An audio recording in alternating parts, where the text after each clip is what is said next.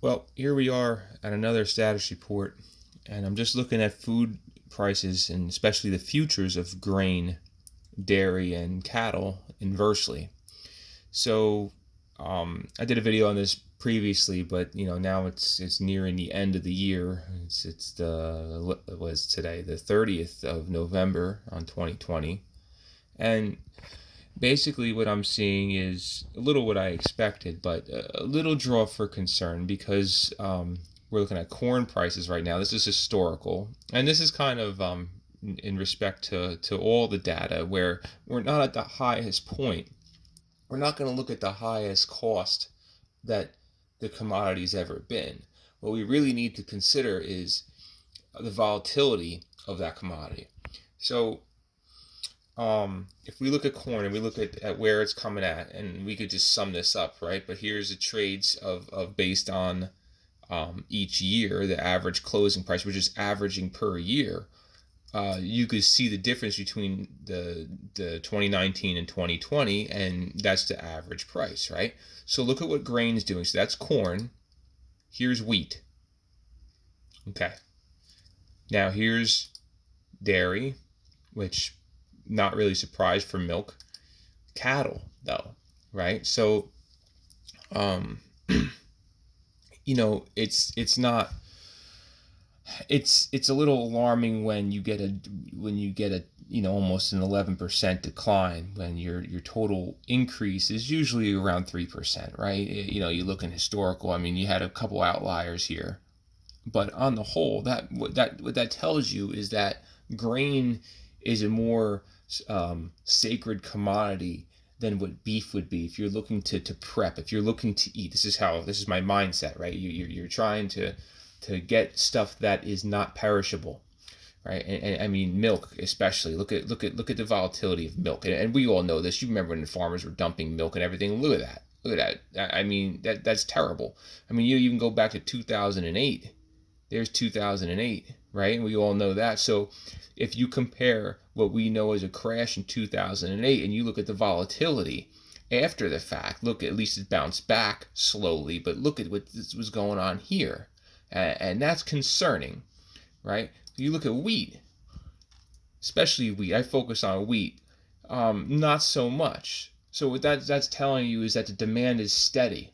The demand is always going to be higher for grains than it is for milk and beef and meats. So, which should concern you if you're trying to prep. So, I guess what I'm trying to say is, for one, buy your grains now.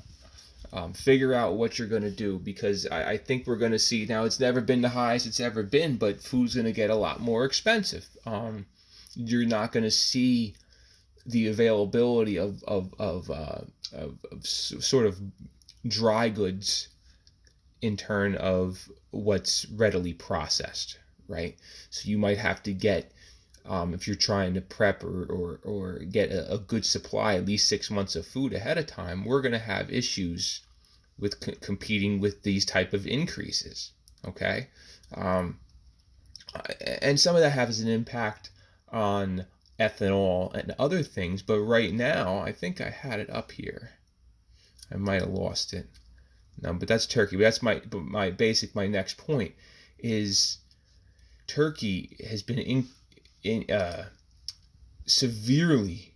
I think they went up 158% of grain imports, especially wheat. Um, I mean they've, I think 3.5 million tons of wheat flour is normal, and they doubled that, right? So they're consuming a buttload of wheat. Um, so, and most of that's coming from Russia and our enemies, right?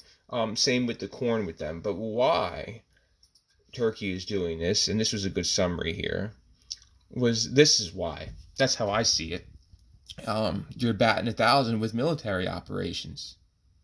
So I think that's a good, um, because you're not going to really, everybody's going to tiptoe to the tulips with, their suspicions. But I mean, if you're going to fight, you need to eat. And you need a military presence, they got to eat too.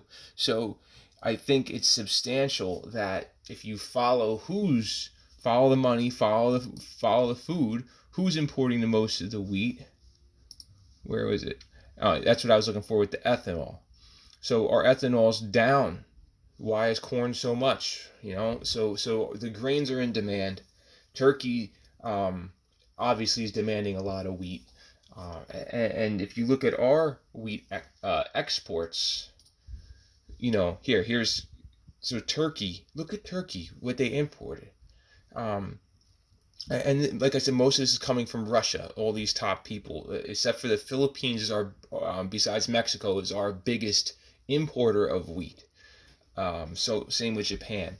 So what you're gonna have to keep an eye on is keep an eye on our enemies' imports of food, especially grains, that type of thing. Makes you wonder why Beirut, uh, that happened to be a wheat silo next to there. Huh? Makes you wonder, but who knows? You could just speculate on that kind of stuff. I go by numbers. So at the end of the day, grains are going up. Caused me to raise an eyebrow because the demand is really industrially or institutionally, like the restaurants and all that, is not there.